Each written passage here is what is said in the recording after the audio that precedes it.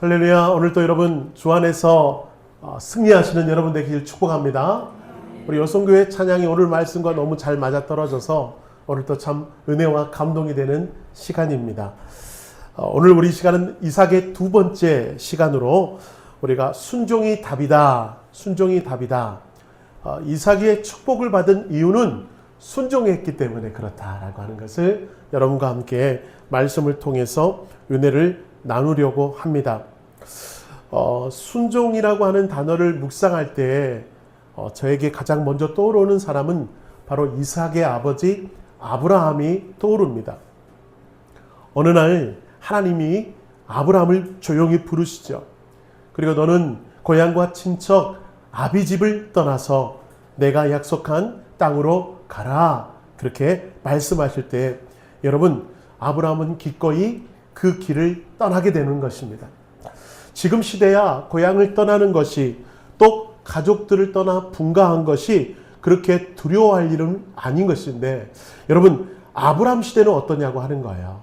아브라함 시대에 여러분 가문을 떠나고 가족의 뿌리가 있는 고향을 떠난다는 것은 죽음과도 같은 일이었습니다. 왜냐하면 자신을 보호해 줄 울타리를 떠난 것이기 때문에 그렇고요.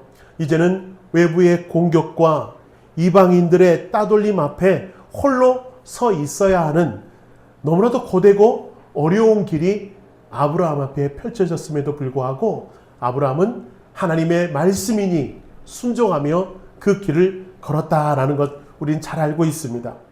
여러분 그 아버지의 순종의 모습, 아브라함의 그 순종의 모습은 고스란히 아들인 이삭에게도 흘러갔던 것이죠. 여러분 그가 죽기까지 주님 앞에 충성했던 그 아버지의 모습을 묵묵히 지켜봤던 이삭도요.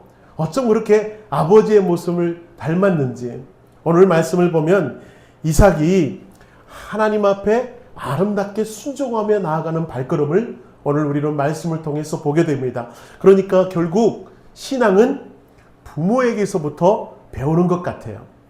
믿음은 부모에게 물려받는 것이고요. 순종의 삶도 부모의 순종의 모습을 통해서 자녀들이 자연스럽게 그 모습을 보고 배운다라고 하는 것입니다. 그러니까 우리 성경은 또는 신앙은 여러분 말씀을 통해서 전해 듣는 것보다 더 많은 퍼센테이지는 바로 보고 배운다, 따라 배운다 이렇게 말씀드릴 수 있을 것 같아요.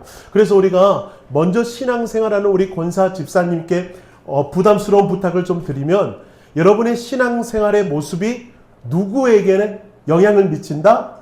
새로 들어온 성도들에게 영향을 미친다. 여러분의 기도하는 모습, 여러분이 교회를 아름답게 섬기는 모습, 여러분이 주님의 전을 가까이 하는 모습이 결국 누구에게 유익이 되는 거예요? 새로운 성도들에게 모범이 되고 그분들도 그 모습을 결국 따라하게 된다라고 하는 거예요. 그러므로 아름답게 신앙생활 하시는 여러분의 모습을 통해서 가정의 자녀들이 믿음으로 우뚝 서고 우리 교회에 새롭게 문을 두드리고 오는 새로운 성도들이 여러분의 모습을 통해서 신앙을 아름답게 세워가는 그런 믿음의 역사가 흘러가는 우리 귀한 양지중앙 성도 되시기를 주님의 이름으로 축원합니다. 우리 옆 사람에게 축복합시다. 당신을 보고 배운답니다. 시작. 부담을 가집시다. 시작. 그래요. 이게 바로 아름다운 부담이요 거룩한 부담이라고 하는 거예요. 그래 누군가는 나의 모습을 지켜보고 있구나. 누군가는 나의 모습을 보고 따라하고 싶어하는 그런 믿음의 사람 되었으면 좋겠습니다. 자, 근데 그게 오늘 누구라고 하냐면 바로 아브라함의 아들 이삭이라고 하는 거예요. 그래서 저는 우리가 믿음하면 주로 아브라함의 모습을 떠올릴 수밖에 없을 텐데 오늘은 시선을 좀 옮겨서요. 이삭이 어떻게 하나님께 아름답게 순종하고 있는지 또는 어떻게 하나님 앞에 불순종했던지를 좀 다양한 각도로 그의 삶을 좀 돌아보면서 순종한 모습은 우리가 따라 배우고 불순종했던 그의 모습은 우리도 좀 조심하면서 오늘 같이 은혜를 나누는 그런 시간이 되기를 주님의 이름으로 축원합니다. 그래서 첫 번째로 이삭의 순종의 명장면을 함께 먼저 살펴봤으면 좋겠습니다. 오늘 본문의 배경이 그런데요. 오늘 본문을 읽으면서 우리 창세기 22장 6절을 먼저 한번 읽어보도록 할까요? 자, 제가 한번 마우스 넘기도록 하겠습니다. 같이 읽겠습니다. 시작. 아브라함이 이에 번제나무를 가져다가 그 아들 이삭에게 지우고 자기는 불과 칼을 손에 들고 두 사람이 동행하더니 이렇게요. 자, 이 본문을 한번 보면 아브라함이 번제단에 쓸 나무를 가져다가 이삭의 등에 지우고 자신은 불과 칼을 손에 잡고 모레아산에 오르게 됩니다. 그런데 이삭이 가만히 아브라함의 모습을 지켜보는데 평소에 아버지의 모습이 아닌 거예요. 너무나 진지한 것 같고 무슨 고민이 저렇게 많으신가, 무슨 근심이 있으신가, 아무런 말도 하지 않고 산에 오르고 있는 아버지의 모습을 뒤에서 따라가고 있는 이삭이 마음이 점점 불안해 오는 것입니다. 그래서 고심하다가 이삭이 아버지에게 질문을 하죠. 아버지, 나무는 제가 가지고 있고 불은 아버지가 가지고 가는데 아버지 손에 들린 그 칼로 잡을 양은 어디에 있는 것입니까? 재물은 어디에 있는 것입니까? 이삭이 궁금해서 아브라함에게 묻습니다. 그때 여러분, 아버지 아브라함 마음이 얼마나 무너지겠어요. 그렇죠? 콕 억눌러 참고 있던 그 슬픔이 막 삐져나오려고 할 때 아브라함은 이렇게 말을 합니다. 아들아, 번제할 어린 양은 하나님이 이미 준비해 놓았단다. 그게 무엇일까? 이삭은 더 의문이 생기고 두려운 마음이 앞섭니다. 여러분, 유대 전승이나 신학자들은 이 나무, 그 나무의 양에 집중합니다. 여러분, 한 번제를 태울 만한 나무라고 한다면 여러분, 그 나무 양이 얼마나 많았을까요? 이삭이 건장한 청년이라고 하더라도 번제단에 쓸 그 나무를 등에 짊어진다고 하는 것은 고된 일이었을 것입니다. 그 무거운 나무를 등에 지고 산을 오르는 일 결코 만만치가 않았어요. 원래는 따라왔던 두 명의 종들에게 나눠지었던 그 짐을 지금 누가 홀로 지고 있는 거예요? 이삭이 홀로 지고 아버지를 따라 산에 오르고 있는 그 모습. 여러분, 어깨를 짓누르고 있는 그 나무의 무게는 결국 죽음이라고 하는, 자기가 태워질 그 나무를 지고 가야 했던 이삭의 마음, 지금 너무나도 혼란스럽고 두려운 마음 가운데 있다라고 하는 것입니다. 사랑하는 성도 여러분, 여러분의 어깨에도 그런 나무가 쥐어져 있는 분이 아마 이 자리에 계실 것입니다. 사명의 무게, 가족의 무게, 직분의 무게가 어쩌면 나를 짓눌러서 내가 자꾸 무너지고 싶은 마음이 드는 성도들이 혹시 이 자리에 있다면 여러분 기억하십시오. 끝까지 그 나무를 지고 산에 오를 때에 우리는 그곳에서 여호와 일의 하나님을 만나게 된다라고 하는 것입니다. 그 나무가 비록 버거울지라도, 나를 자꾸 짓눌지라도 여러분, 우리에게 허락된 나무라면 그 나무를 끝까지 등에 지고 믿음으로 그 산을 오를 때에 그곳에서 하나님의 역사를, 하나님의 인도하심을 경험하는 여러분의 삶이 되기를 주님의 이름으로 축원합니다. 예, 지금 이삭이 그 나무를 지고 올라가고 있어요. 터벅터벅 길을 올라가는 그때에 여러분, 이제 산 중턱까지 올라갔습니다. 자, 그런데 여러분, 산에 올라가더니 갑자기 아버지가 변한 거예요. 아버지가 힘들게 단을 쌓더니 갑자기 눈물을 삼키며 아들 이삭을 포박하는 겁니다. 줄로 칭칭 감아 여러분 결박을 하고 제단 위에 이삭을 팍 던져놓는 거예요. 여러분, 이쯤 되면 이삭이 뭐라고 마음을 먹었을까요? 여러분이 이삭이라면 어떤 마음을 먹었을까요?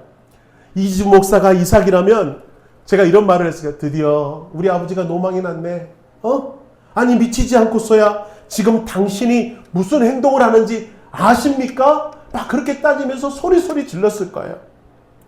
죽을 것 같은 공포감에 아버지도 눈에 안 들어왔을 거예요.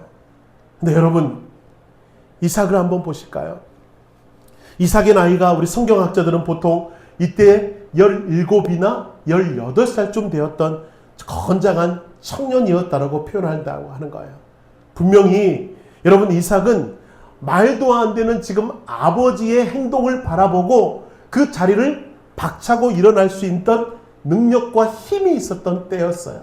얼마든지 아버지를 밀쳐내고 힘으로 제압할 수 있는 상황에도 불구하고 오늘 이삭을 바라보십시오. 이삭은 어떠한 항변도 하지 않고 잠잠한 것을 보게 됩니다. 이런 위기 상황조차 아버지에게 순종하고 하나님의 뜻 앞에 자신을 내어 던지는 이삭이야말로 여러분, 그가 정말 믿음의 사람이라고 하는 것을 볼 수가 있는 거예요. 여러분, 심지어 10절을 보십시오. 10절에 보시면 이렇게 표현을 해요. 같이 읽겠습니다. 손을 내밀어 칼을 잡고 그 아들을 잡으려고 하니. 여러분, 포박할 때만 하더라도 또는 그 제단에 던져 넣을 때만 하더라도 아버지가 장난하는 것처럼 보일 수도 있겠습니다. 그런데 여러분 보십시오. 칼을 집어들고 이제 이삭에게 그 칼을 내려치려고 하는 그 순간이야말로 얼마나 두렵고 떨리겠어요. 그러나 이 절대절명의 위기 속에서도 이삭은 눈을 지그시 감고 침묵하고 있는 이삭의 모습을 보게 됩니다. 아마도 이삭은 이 순간을 오직 침묵함으로 하나님을 신뢰하고 분명히 아버지에게 뜻이 있을 거야, 분명히 하나님에게 뜻이 있을 거야 라고 하는 침묵 가운데 믿음으로 서고 있는 이삭의 모습을 볼 수가 있습니다. 여러분, 오늘 우리가 배워야 할 순종의 모습은 바로 이런 침묵이라고 하는 거예요. 기다림, 침묵, 오늘 우리에게 도전을 주시는 순종의 모습이라고 하는 것입니다. 우리는 지금 내가 이루어지고 있는 그 상황들을 바라볼 때 우리는 침묵하지 못할 때가 얼마나 많은지, 사람들과의 관계 속에서 특히 그렇습니다. 내가 까닭 없이 모함을 당하고 따돌림을 당할 때, 또는 내가 손해를 본 것처럼 느껴질 때 우리는 견디지 못하고 싸우고 입을 열어 험한 말을 내뱉고 내 힘을 과시하려고 할 때가 우리에게 얼마나 많았는지요.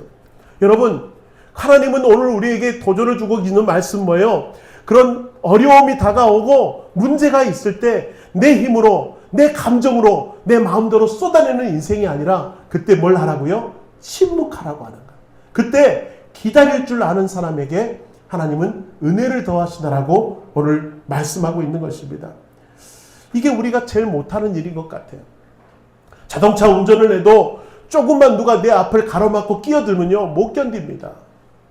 뭔가 쏟아내고 창문을 열고 삿대질을 해야 직성이 풀리는 게 우리들의 심정 아닙니까?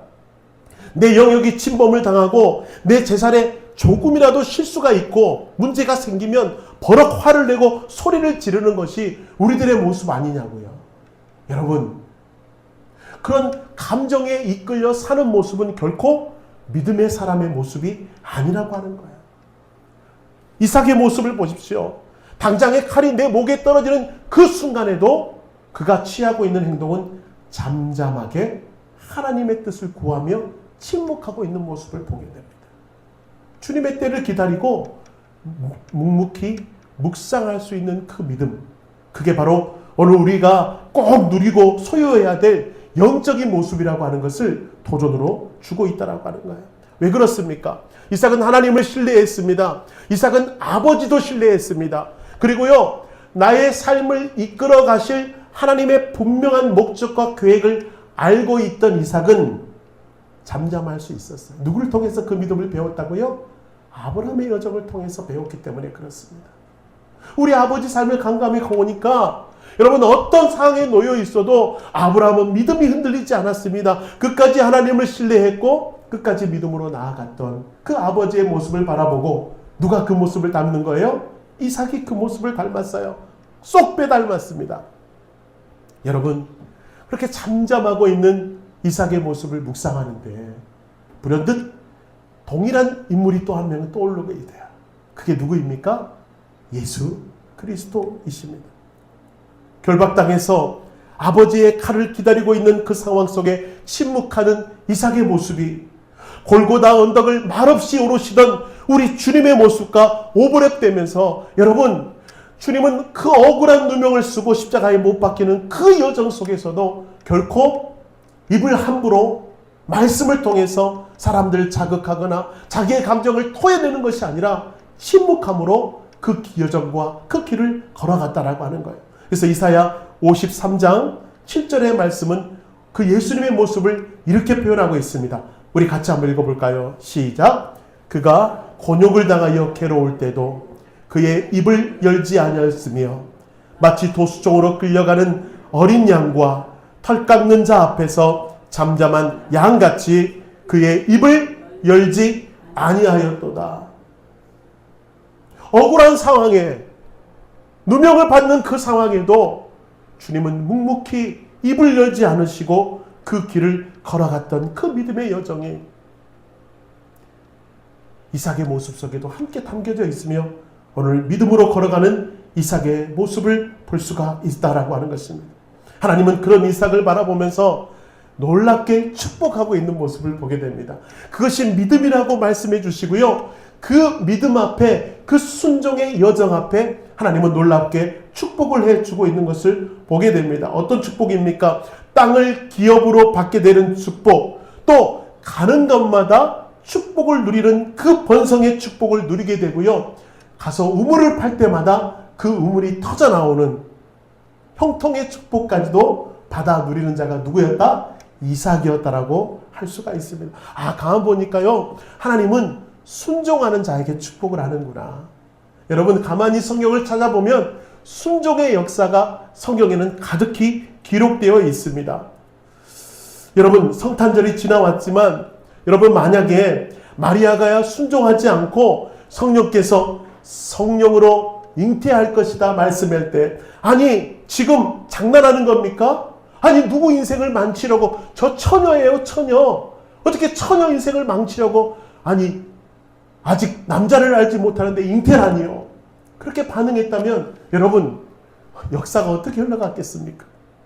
만약에 노아가 순종하지 않았다면 어땠을까요? 방주를 만들어라 그 말에 노아가요, 아이고 늙어서 손발이 저리고 아픈데 무슨 방주를 만듭니까? 어차피 나는 살 만큼 산 인생 그냥 이렇게 살다 죽을랍니다. 그랬다면 여러분, 성경이 어떤 역사를 이루을 수 있었겠습니까? 성경의 수많은 역사들은 순종을 통해서 놀라운 역사를 이루어냈다는 것을 여러분에게 도전을 드리면서 바라기는, 여러분 버겁고 힘든 상황 가운데서 하나님께서는 우리를 순종의 길로 이끄실 때가 있어요. 그때 우리는 뭐라 하면 되죠? 침묵하고 오직 잠잠하게 주님의 때와 주님의 방법을 기다리며 순종하며 길을 걷는 겁니다. 여러분, 버거울 거예요. 힘들 거예요. 이해가 되지 않을 거예요. 갈등이 생길 거예요. 자, 그럴 때 우리가 해야 될 건 뭐예요? 입으로 먼저 불만을 터져 나오는 건 인생이 아니라 먼저 침묵하는 게 중요해요. 그리고 순종해 보십시오. 그럴 때 하나님이 여러분을 축복의 길로, 놀라운 은혜의 길로 이끌어 가시는 은혜를 누리게 될 줄로 믿습니다. 우리 옆 사람에게 축복합시다. 우리 주님 앞에 순종하여서, 같이 합시다. 주 앞에 순종하여서 큰 축복받는 2026 되십시오. 아멘. 순종이 답인 줄로 믿습니다. 순종이 답입니다. 자, 그렇다고 한다면 우리 두 번째로요. 자, 이삭의 불순종의 사례를 한번 바라보면서 우리가 경각심을 좀 가져야 할 텐데, 먼저 우리 창세기 26장 1절과 2절의 말씀 먼저 한번 읽어볼까요? 같이 읽겠습니다. 시작. 아브라함 때에 첫 흉년이 들었더니 그 땅에 또 흉년이 들매 이삭이 그랄로 가서 블레셋 왕 아비멜렉에게 이르렀더니 여호와께서 이삭에게 나타나 이르시되 애굽으로 내려가지 말고 내가 내게 지시하는 땅으로 거주하라 말씀하셔요. 극심한 흉년이 들었습니다. 이제 이삭의 마음에 날강이 흐르고 풍요로운 애굽으로 내려가고 싶은 마음이 생겼습니다. 그래서 애굽으로 내려가고 있던 그 그랄쯤 되는 길목에 하나님께서 나타나셔서 그 길을 멈추라 하십니다. 이 말은 뭐예요? 애굽으로 가지 말라라고 하는 뜻이죠. 거기 멈추라 말씀하세요. 이삭은 그래서 하나님이 멈추라 하시니 멈춰서 그랄에 거주하게 됩니다. 그랄에 거주하면서, 근데 여러분, 그랄이라는 땅이 딱히 좋은 땅이 아니었던 것 같아요. 그랄에 거주하면서 이삭이 참 어이없는 사건에 휘말리게 됩니다. 한번 읽어볼까요? 창세기 26장 6절과 7절입니다. 그 사건 읽어볼까요? 시작. 이삭이 그란에 거주하였더니 그곳 사람들이 그의 아내에게 대하여 물으매 그가 말하기를 그는 내 누이라 하였으니 리브가는 보기에 아리따움으로 그곳 백성이 리브가를 말미암아 자기를 죽일까 하여 그는 내 아내라 하기를 두려워함이었더라. 이 장면 어디서 많이 본 것 같죠? 어디서 봤어요? 아브람. 사라도 아리따웠는데 리브가도 아리따웠다. 그래서 그날 사람들이 자기에게 해코지 할까봐 그를 나의 누이라고 했던 그 모습이 어쩜 그의 아버지의 모습하고 쏙 빼닮았을까요? 여러분, 이 장면을 보면서 막 제가 반성하게 되는 거예요. 여러분, 신앙도 부모로부터 물려받는 것이지만 불순종과 그런 모습도 누구를 통해 물려받게 되는 거예요? 부모를 통해서 보는 거예요. 아이고 우리 엄마 예수 믿는다고 하더니, 아이고 우리 아빠 예수 믿는다고 하더니 어쩜 저렇게 세상 사람들하고 똑같을까? 그런 속으로 그런 마음을 먹는 순간 여러분, 우리는 아이들을 실족하게 하는지도 모르겠어요. 너무나도 두렵고 떨리는 마음이에요. 여러분, 순종도 부모에게서 배우지만 불순종도 부모에게서 흘러올 수 있다고 하는 이 두려운 말씀 앞에 오늘 이삭의 모습을 보고 있는 거예요. 어쩜 그렇게 아버지처럼 똑같은 죄를 범하고 있을까요? 사람들이 자꾸 이삭에게 찾아와서 옆에 있는 저 처자 누구요? 아니 옆에 있는 저 처자 누구요? 자꾸 물어보는 거예요. 근데 그 물어봄이 점점 뭘로 다가와요? 두려움으로 다가오고 저 사람이 혹시 왜 저렇게 내 아내에게 관심을 갖지? 내 아내를 뺏으려는 거 아니야? 자기를 죽이고 아내를 뺏으려고 하는 거예요. 그 두려움으로 다가오는 순간 거짓말을 하고 말았다. 근데 여러분, 이삭이 이 어려운 상황을 맞이하게 된 데는 다 이유가 있더라고요. 자, 그 이유를 한번 찾아볼까요? 자, 창세기 26장 2절 우리가 아까 읽었는데 다시 한번 저 노란 글씨를 중심으로 읽어봅니다. 같이 읽겠습니다. 시작. 여호와께서 이삭에게 나타나 이르시되 애굽으로 내려가지 말고 내가 내게 지시하는 땅에 거주하라. 저 글자에 저는 집중하게 됩니다. 여러분, 저기서 말하는 거주하라라고 하는 말은 성경학자들이 이런 뜻이 있대요. 여기서 거주하라고 하는 것은 영원한 거주가 아니에요. 여기서 말하는 거주하라라고 하는 것은 일시적인 거함 또는 잠깐의 거함이에요. 애굽으로 내려가려는 이삭의 발걸음을 멈추기 위해서 하나님이 거기 멈춰라, 거기 거주하라 라고 한 것인데, 이삭은요 그 풍요의 맛을 들이고 그 풍성함의 맛을 들려서 아내가 내 아내가 아니라 내 누이라고 거짓말을 하면서도 그 땅에 머물려고 했던 이삭의 마음이 저 거주하라라는 속에 담겨져 있어요. 여러분 볼까요? 이 말을 보면 더 확실할 수가 있습니다. 자, 노란 글씨를 중심으로 다시 한번 읽어봅니다. 시작. 이삭이 거기 오래 거주하였더니 이삭이 그 아내 리브가를 껴안은 것을 블레셋 왕 아비멜렉이 창으로 내다본지라. 저 노란 글씨 한번 주목하세요. 여러분, 하나님은 거기에 오래 거주하라고 하지 않으셨습니다. 우리가 다음 주에도 살펴보겠지만 하나님은 이미 이삭에게 약속한 땅을 말씀하셨어요. 그럼에도 불구하고 이삭은 저 땅의 풍요만 바라보고 거기에 오래 거주하다가 결국 어떤 일이 벌어져요? 아니, 왜 벌건대낮에 아내를 껴안습니까? 그러다가 누가 눈에 띄어요? 블레셋 왕 아비멜렉의 눈에 띄우는 거예요. 참 이 모습을 보고 여러분, 하나님을 믿는다는 이삭이 얼마나 낯뜨겁고 창피할까요? 부끄러운 일입니다. 여러분, 제가 여러분에게 하고 싶은 말은 뭐예요?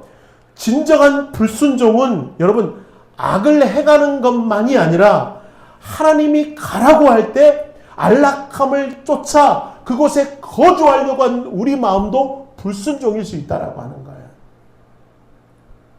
눈에 보이는 풍요, 눈에 보이는 넉넉함만 바라보고 하나님의 약속의 말씀을 물리치려고 하는 그 마음도 여러분 불순종일 수 있다라고 하는 것.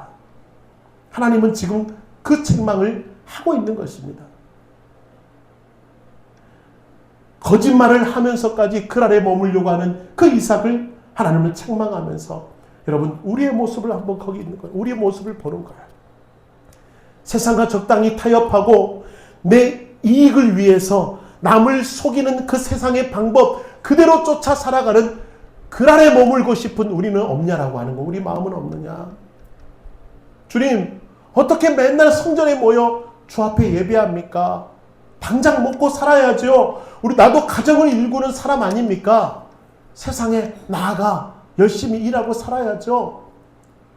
하나님 앞에 머물라고 하시는 그 장소에 머물지 않고 여전히 세상의 방법을 쫓아 세상까지 좋은 것처럼 그렇게 살아가는 우리들에게 하나님은 오늘도 가슴 아파하시고 애통해 하시는 거예요. 여러분 그럴 때 꼭 쓰러지고 넘어질 때가 있더라고 하는 거예요. 하나님의 뜻이 여러분 그 아래 있지 않습니다. 하나님의 뜻은 하나님의 방법에 있습니다. 그러므로 풍요만을 쫓아 그 아래 머무는 우리의 행동이 있다면 그 발걸음을 멈추십시오. 그리고 하나님의 뜻 앞에 나아가려고 하는 그런 몸부림이 우리에게 있어야 될 줄로 믿습니다. 그럴 때 여러분 하나님이 우리를 사용하시는 거예요.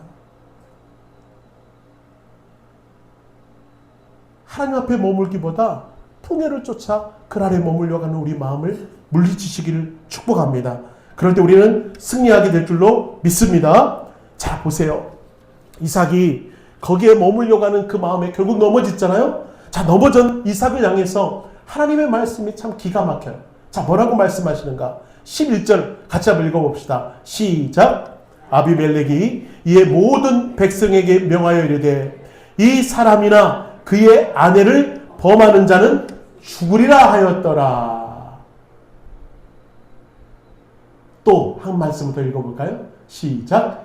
이삭이 그 땅에서 농사하여 그 해에 100배나 얻었고 여호와께서 복을 주심으로. 아니 이게 어찌된 일입니까?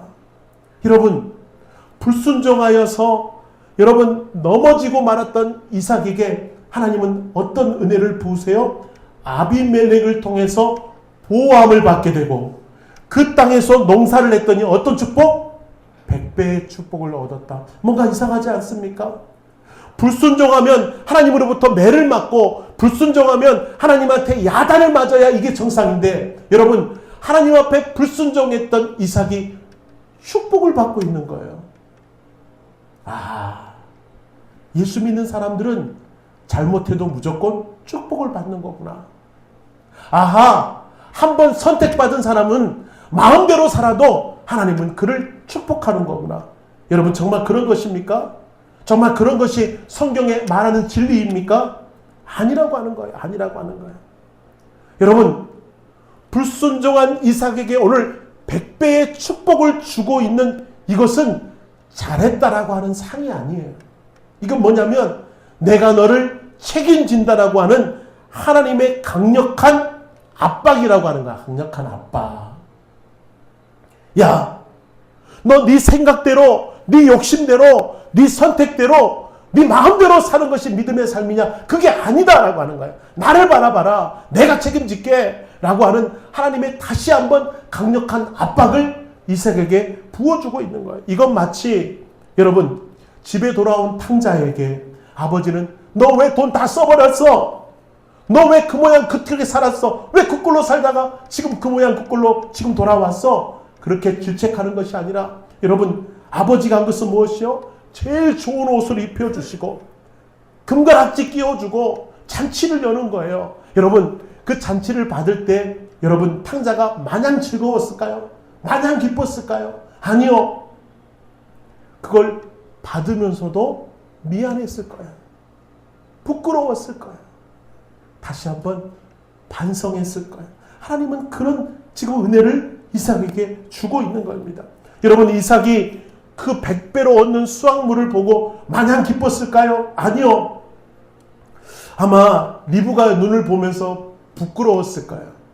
나는 아내를 버렸는데 하나님은 나를 버리지 않으셨구나. 나는 아내를 팔아버렸는데 하나님은 여전히 나를 사랑하여 이렇게 축복하시는 거예요. 아마 100배의 축복 앞에 이삭은 더욱더 부끄러운 자신의 모습을 발견했을 것입니다. 이게 바로 하나님의 방법이다. 하나님의 방법. 여러분 하나님이 불순종한 이삭에게 100배의 복을 주신 것은 우리를 부끄럽게 하시고 다시 돌아오게 하시고자 하는 하나님의 깊은 뜻이 있다라고 하는 거예요. 그래서 여러분, 내가 막 잘 되고 있을 때, 막 내가 형통하는데 하나님을 놓쳐버리잖아요. 그런데도 계속 잘 되고 형통할 때 여러분 교만하지 마십시오. 잘 되는 것도 하나님의 사인인데 어떤 사인이에요? 야, 너 뭔가 이상한 것 같지 않니? 너 지금 하나님께 불순종하고 교회를 멀리하고 세상 것에 치우쳐 있음에도 잘 되는 것 뭔가 이상하지 않아? 뭔가 두렵지 않니? 그렇게 주시는 하나님의 사인일 수 있다라고 하는 것. 그래서 여러분, 중국의 선교를 뜨겁게 감당하셨던 여러분 허드슨 테일러는 이런 말을 하는 거예요. 하나님은 우리가 가진 능력을 쓰시는 분이 아니라 우리가 그분께 드린 항복을 사용하신다. 참 이 말이 의미 있는 것 같습니다. 하나님은 우리를 부르신 것, 우리를 사용하시는 것 내가 능력이 있어서가 아니라고 하는 거예요. 내가 나를 항복하고 하나님의 뜻에 잠잠히 주님의 뜻을 구하며 무릎으로 나아갈 때 그 무릎 꿇는 자를 사용하시더라. 여러분, 오늘 이삭에게는 두 가지 모습이 있었습니다.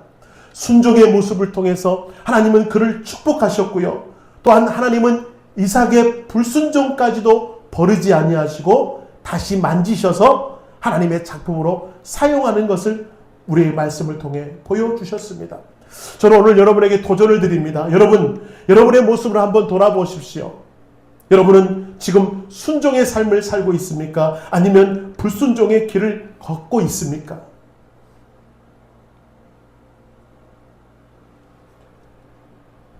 이 단어 여러분 혹시 아세요? 업사이클링이라는 단어. 업사이클링. 요즘 한참 유명하고 있는 단어입니다. 버려진 천막, 트럭에 덮개, 심지어 버려진 소방 호스들을 가지고 세상에서 하나뿐이 없는 작품을 만들어가는 그런 브랜드들이 생겨나기 시작해요. 그래서 저기 보면 그 소방호수, 버려진 소방호수로 저렇게 예쁜 가방을 만드는 거 여러분 지금 보고 계십니다. 여러분, 누군가는 냄새나고 더러운 폐기물일 뿐인 그 모든 것들이 디자이너의 손을 거치면 아름다운 작품으로 다시 쓰임받을 수 있다라고 하는 것. 여러분, 하나님이 그렇습니다. 하나님이 그렇습니다. 여러분, 우리 인생에 묻은 온갖 얼룩, 불순종의 상처, 실패의 흔적들을 여러분, 나는 그것이 오물이라고 생각하고 나는 내 인생 폐기물이 됐어. 내 인생 무너졌어. 나는 실패자야. 그렇게 좌절하고 있을 때도 그게 하나님 손에만 붙들림 받게 되면 다시 놀라운 작품으로, 놀라운 승리로 쓰임받을 수 있는 인생이 될 수 있다라고 한다면, 사랑하는 여러분, 내가 지금 하나님 앞에 온전히 순종했듯이, 아니면 나는 지금 불순종한 모습으로 남아있다면 여러분 주저앉고 좌절하지 마십시오. 그 불순종까지도 하나님 손에 내어 맡길 때 하나님은 그것을 다시 한번 아름다운 작품으로 재창조하셔서 우리를 아름답게 빚어가시는 놀라운 은혜가 그 속에 있다라는 것을 여러분 기억하시고, 오늘 주 하나님 앞에 서보십시다. 우리 찬양팀 나오시고 우리 기도할 때 여러분 2026년의 삶이 우리 앞에 펼쳐져 있습니다. 여러분, 이삭처럼 순종하여서 하나님의 축복을 마음껏 받는 인생이 되겠습니까? 아니면 지금 마음이 무너져 불쌍한 사람이 있다면 다시 한번 여러분 주님 앞에 우리의 인생을 내어 맡기셔서 우리를 아름답게 재창조하시고 아름다운 작품으로 만들어 가실 주님 앞에, 주여 제가 불순종했습니다. 제가 다시 한번 주 앞에 나아갑니다. 우리를 다시 한번 만져주시고 우리를 인도하여 주옵소서. 우리 말씀을 통해 우리 기도합시다.